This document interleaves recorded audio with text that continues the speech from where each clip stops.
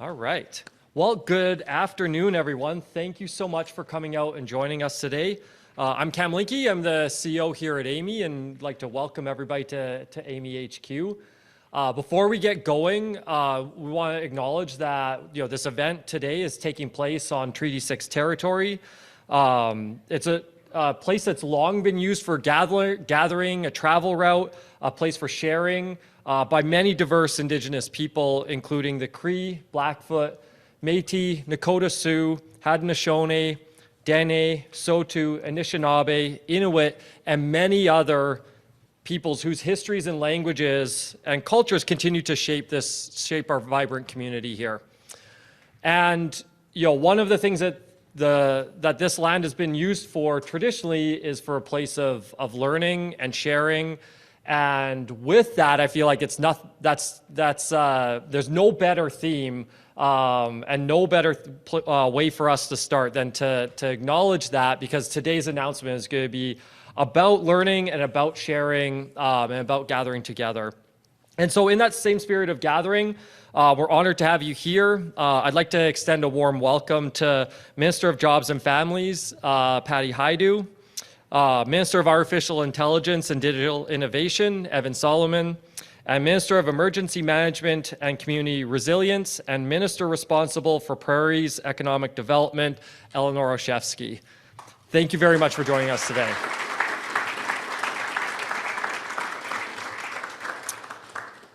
As many of you know, AMI is a proud cornerstone of Canada's artificial intelligence ecosystem, and we're anchored in the investment that Canada was the first nation to have, which was to have a national AI strategy, and we're a proud part of that. Our goal is simple, which is to be able to invest in world-leading artificial intelligence research and training, and to make sure that that leading-edge AI moves from the lab into the real world, creating sustainable economic growth for all Canadians. At AMI, there's three core areas that we seek to have impact on. As I mentioned, we push forward the frontiers of AI research to solve some of humanity's biggest problems. We collaborate with industry to be able to translate that research into meaningful innovation and adoption. And we make AI accessible for everyone by building the skills necessary for a prosperous future. Central to a lot of the work that we do, and a big piece that we believe is fundamental to everything, is a focus on AI literacy. We really believe that AI literacy is the defining knowledge and the defining literacy for the coming decades. We work from K-12 and in K-12 classrooms with university students, with mid-career professionals, with early career professionals, and with C-suite executives to be able to upskill everyone to be able to be a part of this growing area and this growing economy.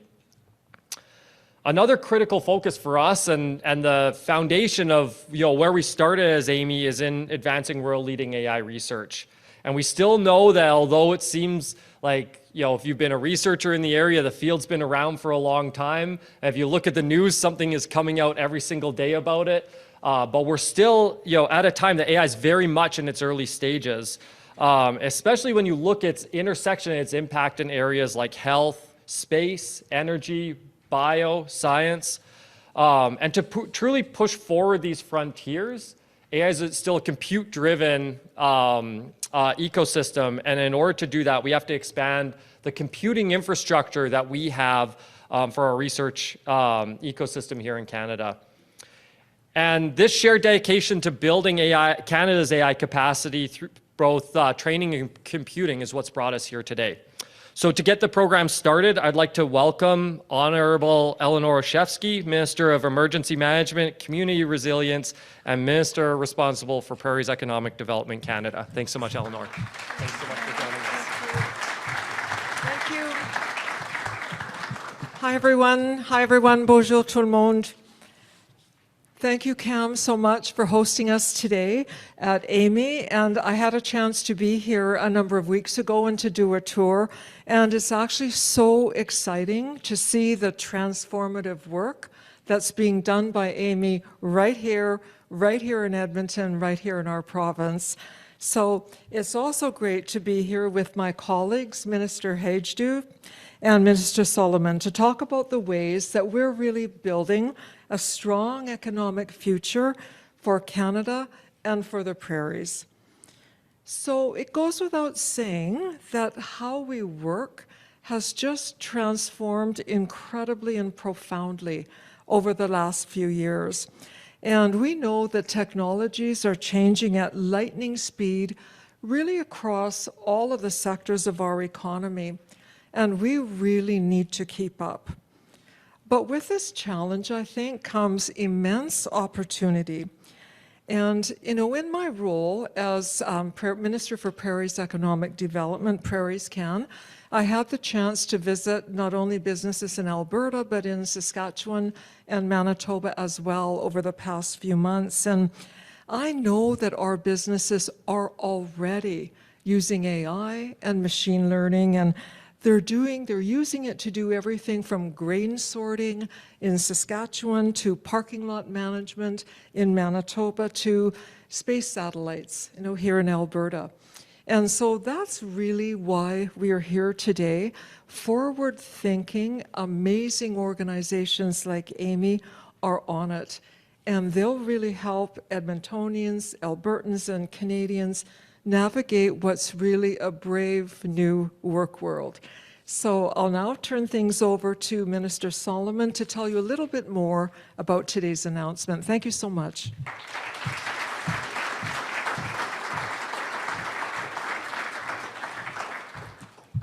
Well, hi, everybody. Thanks so much, Eleanor. It is great to be in your home turf.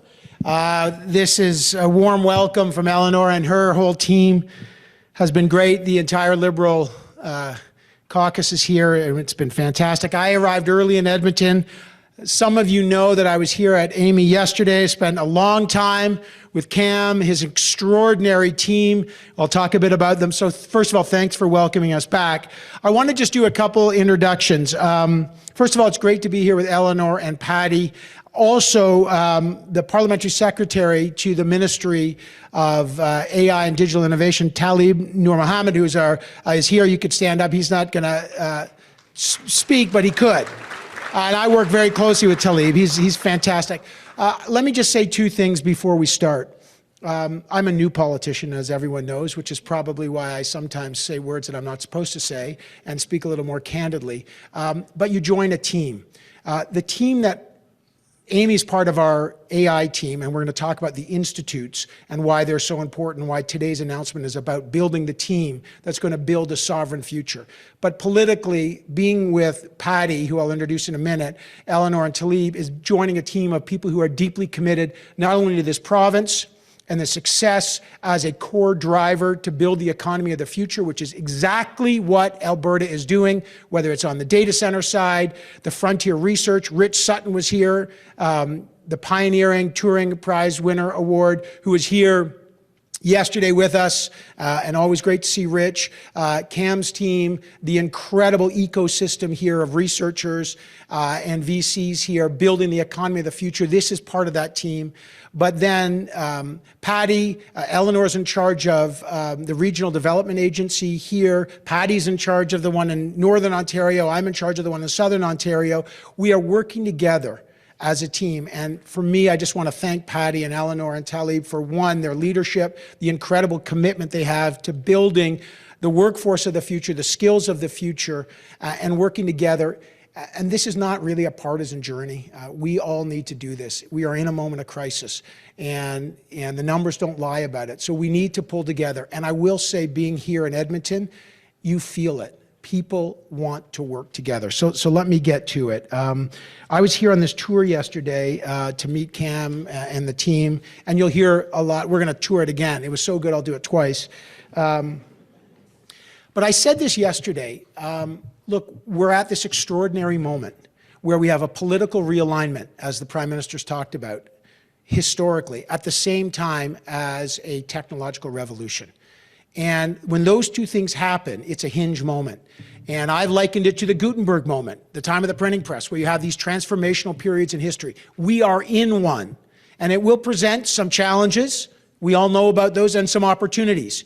We can't be too pessimistic or too optimistic. We have to be pragmatists, and we got to build something to get through this. Part part of that moment is an AI moment. And that's why we're here today at AMI. Because AI is a tool that will help serve us better. And we have to start appreciating the work that is being done here is about getting the best tools in the hands of Canadians to build our future. And that means real examples. Here we're going to hear the politicians talk, but if you go out and meet the folks doing it, the folks behind Cam who you'll meet who are doing the K-12 and then the workforce training that is absolutely vital as a literacy tool. Just as we grew up learning pens and paper and math skills and we're teaching our kids STEM skills, this is the next wave, and we're doing that. You can go out and see some of the commercialization that's going on here. In healthcare, right here, you see ER Scribe. Doctors who, when you go to the emergency room, they spend 30% of their time taking notes and writing up notes. ER Scribe does that with AI, and it allows them to see 20 to 30% more patients. Better note-taking, better attention. That's AI serving our healthcare system in real time in a better, more efficient way. That's really what it is. You'll see Zero Sound, an incredible company here. If there's a construction going on near your house downtown, Zero Sound will put up these incredible panels that can cancel out the sound. So you can live a quieter life, and your quality of life goes up. That's really important. If you go across the street to the University of Alberta, where I went yesterday to the NanoFab, where they're fabricating nanotechnology for sensing absolutely critical developments. And it just goes on and on. AI to help the farmers, the Smart Farm Network being pioneered right here in Alberta, where farmers, and Eleanor knows this very well, are building a smart farm network to increase their yields with AI. So, AI is a tool to help us do things better. It's not like the cool new set of jeans that everyone's got to buy. It's a really important tool. And the good news is, AMI, as one of our 3 great national institutions, Vector and Mila and AMI in Edmonton, is one of the great pioneering places in the world. And I'm delighted to be here. But as Cam will tell you, there are 3 things we need in this world to be successful, to build a sovereign Canada. And this is what we need. Not just sovereign compute, and this is what my mission is, the Prime Minister's mission, our mission together, is to build the economy of the future. And that requires, Cam likes to call it the 3 C's. You need capital, access to capital, we'll talk about that. Talib and I are working a lot on that. You need customers. So we've got to create customers. You saw the government did an MOU for one of our large companies, Cohere, because the government has a role to play there, but we've got to incentivize more customers. But you need compute. You need horsepower.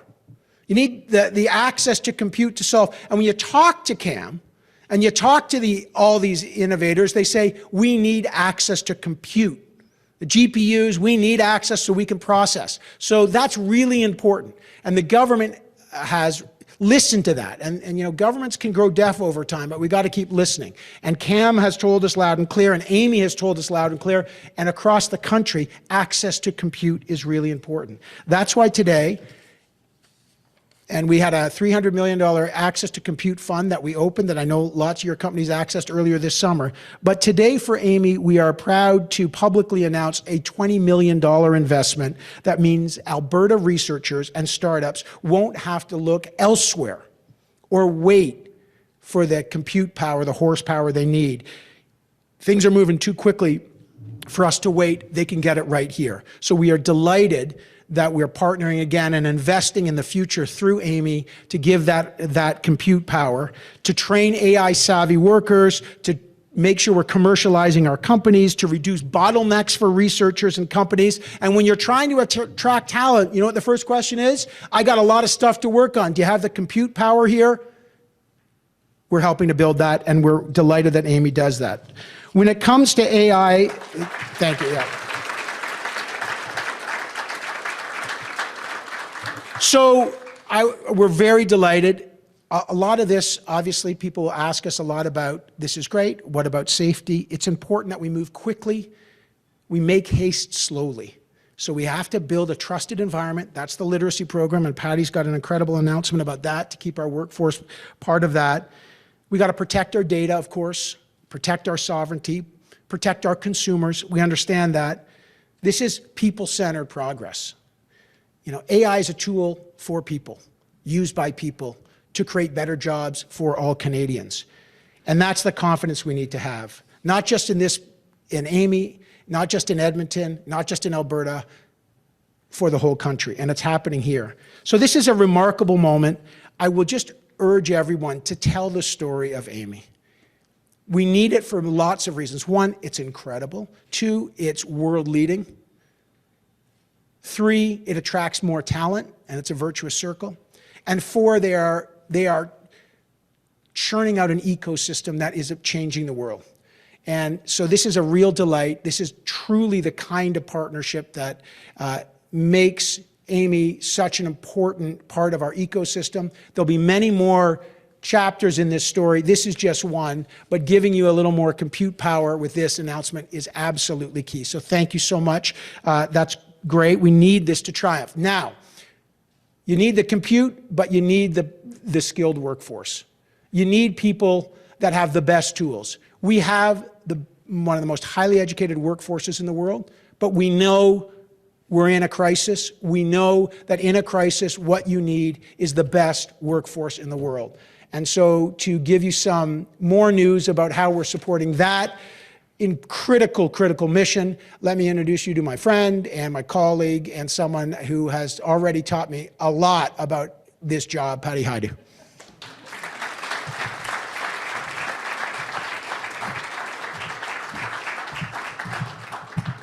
Well, thank you very much, Evan. And I was laughing because Evan taught me how to be a good politician just by the ferocity of the interviews that he put me through. And so I feel like I learned a lot from Evan, although probably not as gently as I'm teaching you. It's so nice to be here with all of you. And Cam, thank you for welcoming us. And thanks for just putting together such an incredible team of people. I'm looking forward to the tour later and to hearing about all of the incredible work that you do here. It's wonderful to be with Minister Eleanor, who I'm just getting to know, a brand new politician. We had a little chat on the way over here, and this is her first foray as an elected member and elected anything, although a rich career prior to politics. And I have to say, you're just handling it with such grace. She's been also on the front line of all the wildfires and all of the climate-related crises that we have been managing all summer long, and that is no small feat. I had a small taste of that when I was the Minister of Indigenous Services in terms of evacuations and the number of logistics that go into that work. And it's a 24-hour, 7-day-a-week job. So not only were you elected, but you got put into one of the hardest portfolios, I think, in the cabinet because crisis never ends. And so thank you for your leadership and your calm sense around the table. I think it helps all of us in those moments. Talib, I've known for quite a long time. We've had many journeys together. There is the person who has boundless energy. If you have a chance to get to know Talib, please do, because when he enters the room, the entire room lights up. So you have some sort of magic elixir that we all need some days. So my name's Patty Hajdu. I'm from a little town called Thunder Bay, Northern Ontario. I'm a Northern Ontario girl. We're known for our resiliency. We're known for the ups and downs of the economy.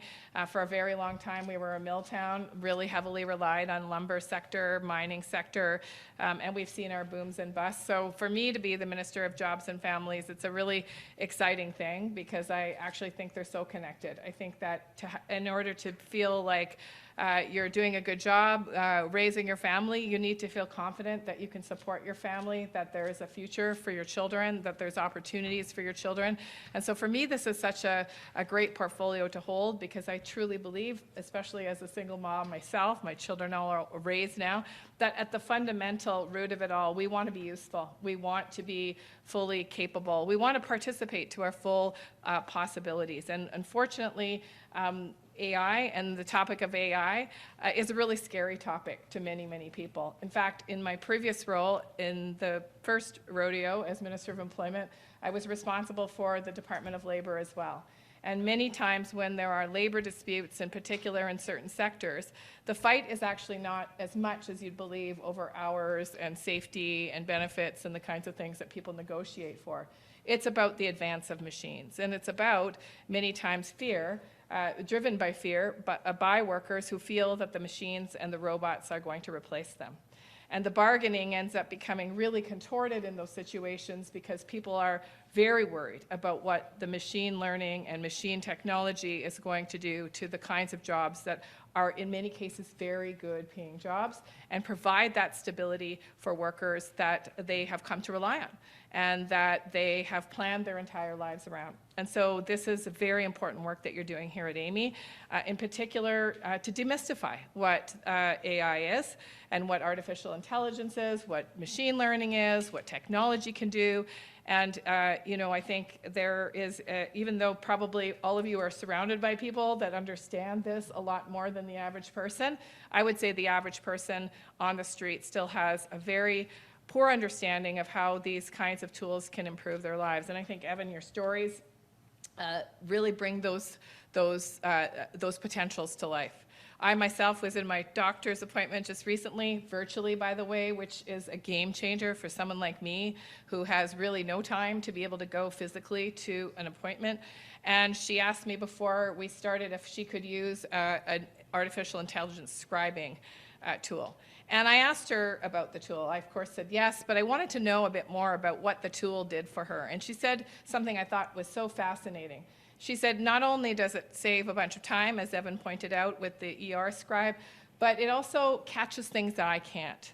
It actually draws connections between things that you might say, and it can filter out a bunch of our general chitter-chatter, but it actually can see things that you might say that I might not catch, that will point to a pattern that could lead to a further investigation of a particular illness. And she said she's already seen the power of this in talking to patients to be able to say, hey, we should test you for X because this, I'm getting signals that there might be something going on. That's so powerful. And telling these stories, I think amplifying these stories across the Canadian public is really important. Because if we don't do that, then the fear persists and people look towards solutions of banning AI, eliminating AI, trying to stop the use of AI. In fact, we have some work to do at the federal level, I understand, in terms of the use of tools that might be available. So the other thing that I thought Evan said that's very important, and he talked a lot about the hinge moment that we're in, is that this is a time where Canada needs to pull together. Look, we live in a partisan environment. We just came through a federal election. You all know that there are a variety of different stripes of politicians all across this country. But ultimately, at the end of the day, despite those political differences, we need to pull together. Our economy is under attack. We are seeing a rising unemployment rate, not just in youth, but in general populations. And we are seeing entire industries being threatened. And so this is a time for us to pull together. And it's a time to make sure that our workers, no matter what sector they're in, have absolutely cutting-edge skills, that they are able to compete, that they are able to innovate, and they're able to drive the next product, the next service, the next solution, so that Canada can be competitive on the global stage. And that's why today's announcement is really exciting, because it actually supports AMI to do exactly that in a sector that's very important. So today, I'm announcing an investment of $9 million to AMI to support the AI Pathways Energizing Canada's Low Carbon Workforce Project. And this is entirely about supporting mid-career workers who are already working in the industry, who have a set of very good skills, who need different skills, who need to be able to keep up with the technology that's advancing, the low-carbon economy, the energy industry. And I'm so excited to hear how you're going to use that and how this is going to change and transform not just those workers' lives, but the industries that they're in. And this is, yeah, let's clap.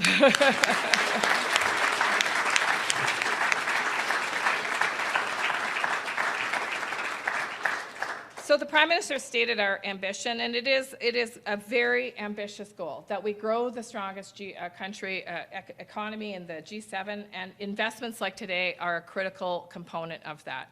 We must stay competitive. We must stay globally competitive with the skills and the technologies that industry is demanding and that the world is demanding. And so congratulations to Amy, and I'm really looking forward to hearing all about how this work unfolds. Thank you very much.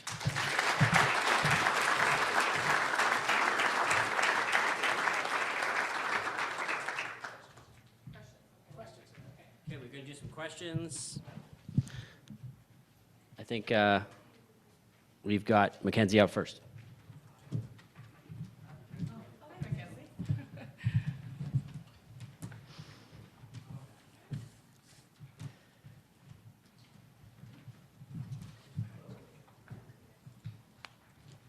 That's all the time we've got. Hi, Mackenzie Gray with Global News. My question's for Minister Hajdu. I ran into your colleague, the Immigration Minister, today. I asked her about temporary foreign workers. She said to come to you, so here we are. We've heard from Mr. Poilievre saying that there should be an end to the temporary foreign worker program. Is your government considering any reforms to the program to try and limit, in particular, low-skilled work being put out to temporary foreign workers? Yeah, thank you very much for the question. Actually, our government has been working on reducing all kinds of temporary immigration to the country, and temporary foreign workers are actually about 70% less than we saw just a few months ago, and the flow of low-wage foreign workers is quite reduced. In fact, it's about less than 1% of the total workforce. Now, having said that, I believe that it's important that we listen to employers, we listen to workers, and we understand how we can actually ensure that the program is being run with integrity. We do have processes to work with employers that are suspected of abusing the program, of misrepresenting themselves, and there's a tip line for people, concerned Canadians, other employers, colleagues that they can use that tip line. And the final thing I'll just say is that in some cases where there is an extremely low rate of unemployment, in fact, being able to use a form of temporary foreign workers is a critical component of ensuring that that business can stay viable. And so we use something called the Census Metropolitan unemployment rate to be able to assess where you can apply for low-wage temporary foreign workers. And in fact, Edmonton, unfortunately, is excluded, or maybe fortunately, depending on your perspective, because the unemployment rate is above 6%. There have been a number of examples of fast food restaurants, places like that, using temporary foreign workers and have been able to, through the government's process, be able to legitimately apply through that. Do you think that's an appropriate use of the program? Well, I think it depends on listen, I don't want to make a blanket statement about what an appropriate use of the program is. As you just heard, Mackenzie, there are variables that go into deciding whether an employer is able to apply for and then successfully receive a temporary foreign worker. In the low-wage stream in particular, it's quite an onerous process. People have to apply. There's an application fee. The job must be posted on Job Bank for up to 4 weeks. There is a way for for ESDC, the department I'm responsible for, to track how many people have actually applied to that job. There's an interview with the employer. So this isn't an easy process. However, look, there's always opportunity to reform the program. If there is suspicion of abuse, for example, we want to know about that. We want Canadians to tell us if they feel that a program is being abused. We want to protect the workers that are being brought into Canada and that are being employed in any industry. And so that is part of the work that the department does. Hi, Minister Hajdu. Kyle Duggan from the Canadian Press. I have a question from one of my colleagues in Ottawa for you. Do you think that certain sectors in areas with high unemployment need to be excluded from the TFW program, or is that something that the government is considering or would look at? Well, there already are sectors with high unemployment that are excluded, and there's entire regions of the country that are excluded. And certainly all of that's available online. So I encourage you to take a look at the temporary foreign worker program on the website. Okay, and you had mentioned in your remarks the youth unemployment numbers. I'm just curious why you think they're so high right now. Well, that's an interesting question. I mean, many economists say that youth are the canary in the coal mine, and as we see sectors threatened, as we see employers tighten up on hiring, often it is youth and those that are the newest and entering their career that are facing the hardest time to find that employment. And it's why today's announcement is so important, in fact, because making sure that youth have current skills, have relevant work experience. I think a lot of the work that the federal government funds and provinces and territories on work-integrated learning is a very important investment that has to continue. Young people need on-the-job experiences. They need to gain, as many employers say, soft skills as well as the credentials that they carry after their post-secondary education. So this is something that we have to stay focused on with provincial partners, with sectors like and organizations like Amy.